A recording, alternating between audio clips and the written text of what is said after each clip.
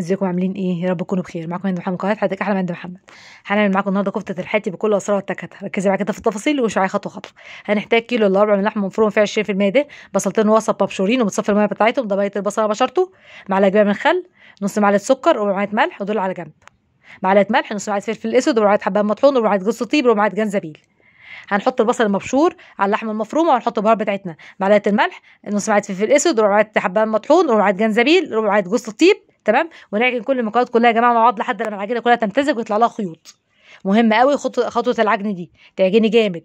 وبعد كده هتحطيها في الرف اللي تحت التلاجة لمده نص ساعه، اللي هو الرف اللي تحت دي بترزع على طول، اول رف في التلاجة لمده نص ساعه. ليه؟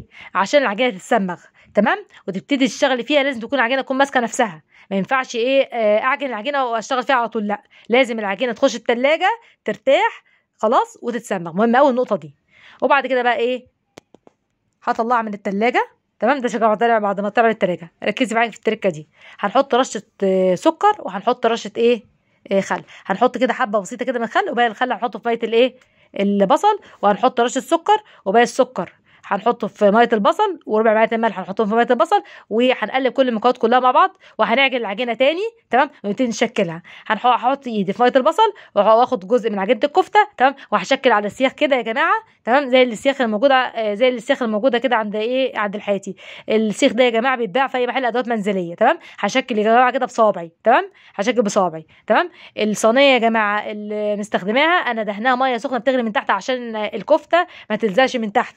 تمام. مش هدهنها زيت، لا، لان الكفته كده كده بتنزل دهون بتاعتها. هدهنها ميه سخنه كده بتغلي. تمام. هشكل الكميه كلها. تمام. وبعد كده بقى هبتدي بقى ادهنها بميه البصل اللي عليه الخل، وعليه السكر، وعليه الملح. تمام. هبتدي بقى ادهنها. تمام. خلاص. وباقي ميه البصل هحطها في الصينيه من تحت. مهم قوي يا جماعه ان الصينيه يكون فيها سوائل من تحت عشان الكفته ما تلزقش. شايفين اهي فيها سوائل من تحت، بصوا اهو، في سوائل من تحت من تحتيها كده. هدخلها الفرن على درجه حراره 180، وبعد كده اطفي من تحت واولع شويه من فوق. تمام. ده شكلها بعد ما طلعت من الفرن. هبتدي بقى اولع فحمه، وهحط عليها زيت سخن. تمام.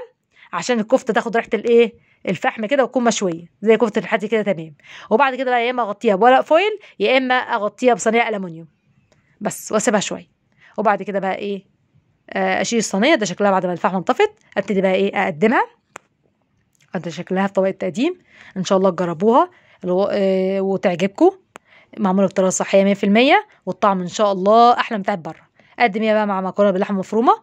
ان شاء الله هننزل وصفات قريب على القناه ان شاء الله. لو عجبك الوصفه لايك واشتراك في القناه، ويا ريت تدعموني بالاشتراك. والسلام عليكم ورحمه الله وبركاته، وكل سنه وانتم طيبين.